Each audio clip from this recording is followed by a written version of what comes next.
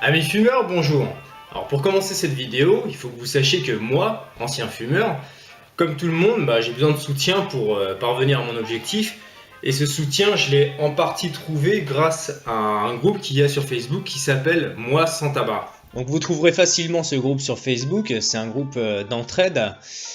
Donc il y a plein de petits conseils, mais surtout il y a du soutien entre ex-fumeurs pour ne pas replonger. C'est un groupe qui a été fondé par Charlotte Leck et les autres je sais plus. Désolé. Et donc j'ai posé une simple question au sein de ce groupe qui est la suivante. Qu'est-ce qui vous effraie le plus à l'idée d'arrêter la clope? Bah ouais, quand on arrête de fumer, il y a plusieurs choses qui nous passent par l'esprit pour nous en dissuader. Premièrement, la peur du manque, j'imagine. Mais ensuite, chacun trouve sa bonne raison de ne pas arrêter de fumer. Pour ma part, c'était les apéros sans clope. Je me disais que ça servirait plus à rien de chiller sans fumer. Enfin bref, j'ai reçu plusieurs réponses à ma question et voici ce qui en ressort le plus. Raison numéro 1, je vais devenir une grosse vache. Ouais, j'avoue, pour moi aussi, c'était ma seconde terreur à l'idée d'arrêter. Franchement, j'ai vraiment l'air d'un gros lardon maintenant? Beaucoup de fumeurs flippent de grossir après l'arrêt. Mais j'ai constaté que cela arrive plutôt rarement. En tout cas, dans mon entourage, toutes les personnes qui ont arrêté de fumer ne sont pas plus gros qu'avant en tout cas. Mais il arrive que certaines personnes grossissent de manière conséquente, mais là-dessus c'est souvent lié aux prédispositions physiologiques. Et donc on n'y peut rien, c'est la loterie. Il est également important de comprendre qu'un fumeur, en général, va perdre du poids lorsqu'il commence à fumer. C'est-à-dire qu'il va se situer dans un poids de 4 à 5 kg inférieur à une personne qui ne fume pas. Donc lorsqu'il va arrêter de fumer, normal, il va reprendre ses 4 ou 5 kg.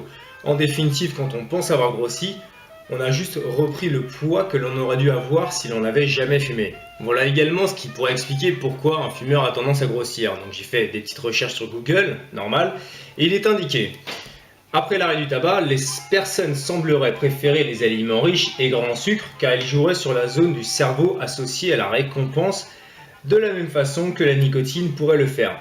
Par contre, une plus grande quantité de ces aliments récompenses serait requise afin d'atteindre le même plaisir que celui qui est associé à fumer une cigarette. Vous l'avez compris, pour recevoir la même récompense que de fumer une cigarette, notre cerveau nous ordonne d'aller ouvrir le placard et de se jeter sur le paquet de BN. Arrêter de fumer m'a certes ouvert l'appétit, mais avec des petits subterfuges, j'arrive à feinter mon estomac.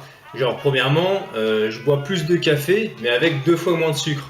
Donc comme mon estomac est plus rempli de flotte, en définitive, j'ai moins faim. Pareil, au niveau des goûters que je me fais au travail, j'ai tendance à emmener plus de fruits, genre des pommes, des bananes, des choses qui vont vraiment être consistantes et qui sont bonnes pour l'organisme. Et quand j'ai vraiment trop faim et que j'ai vraiment envie de manger quelque chose de solide, dans ce cas-là, je me fais une ou 2 tranches de pain de mie complet. La fringale, c'est comme pour l'arrêt de la clope. Il faut savoir se contrôler, mais surtout être constamment occupé.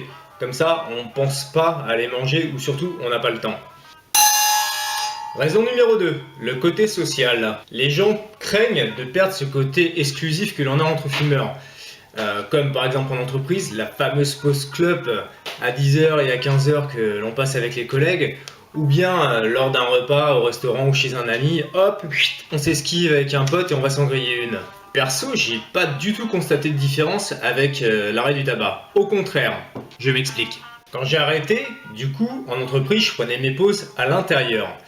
Et comme je prenais plus mes pauses avec les mêmes personnes, le fait de les prendre à l'intérieur à la machine à café, ça m'a fait rencontrer du monde. Et on sait très bien, en entreprise, rencontrer du monde, c'est créer des réseaux. Créer des réseaux, c'est du coup se créer des avantages.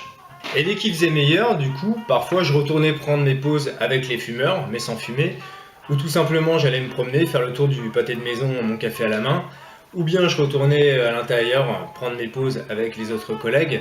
Enfin bref, le fait de ne plus fumer, je n'étais plus cantonné à cette obligation d'aller au même spot quotidien fumer ma cigarette avec les mêmes personnes. J'étais vraiment libre de faire ce que je voulais de mes pauses quotidiennes. Pour les repas, au restaurant ou chez les potes, c'est plutôt ma femme qui a été ravie que j'arrête de fumer parce qu'avant, je me barrais, je la laissais en galère à la table pour aller m'en griller une et maintenant je reste avec elle. Cela ne m'empêche pas non plus de me lever de table pour accompagner un pote qui s'en grille une, qui veut me faire une confidence, ou si tout simplement j'ai envie de m'esquiver pour lâcher une grosse caisse. Raison numéro 3, les habitudes. Elles sont tenaces les habitudes, mais je vous garantis qu'elles partiront aussi vite qu'elles sont venues. Moi j'y ai trouvé un bénéfice. Vous savez cette obligation que vous avez d'aller vous en griller une après un repas, même si vous n'en avez pas envie. Eh bien moi j'en suis... Vous savez cette habitude de vous en griller une avec le café, qu'importe le café d'ailleurs, et qu'importe l'heure, qui dit café dit club. Et donc, après le café club, vous avez cette irrémédiable envie d'aller faire caca. Eh bien moi, j'en suis... Ou cette habitude de cloper comme un pompier lors des soirées un peu alcoolisées. Le lendemain, la tronche dans le sac, la gorge en feu et les poumons prêts à vous démouler une piste cyclable. Eh bien moi, cette habitude, j'en suis... Enfin bref, c'est peut-être mon côté optimiste qui prend le dessus, mais moi je trouve que l'arrêt du tabac n'est pas du tout handicapant en fin de compte. Mais ça, ce sont des choses dont vous vous rendrez compte qu'une fois que vous aurez vraiment arrêté. Allez, ciao!